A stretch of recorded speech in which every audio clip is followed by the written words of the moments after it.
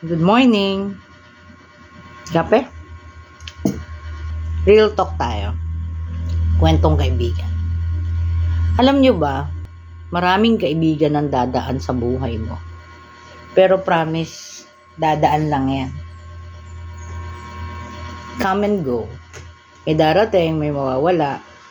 Pero yung pinakamasakit, yung kaibigan na tinuring mong parang kapatid, parang kapamilya, tapos mawawala.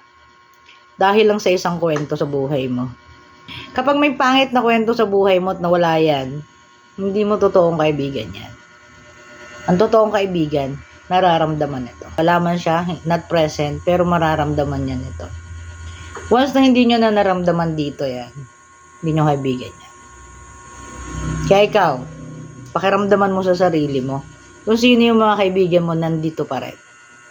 Hanapin mo sila.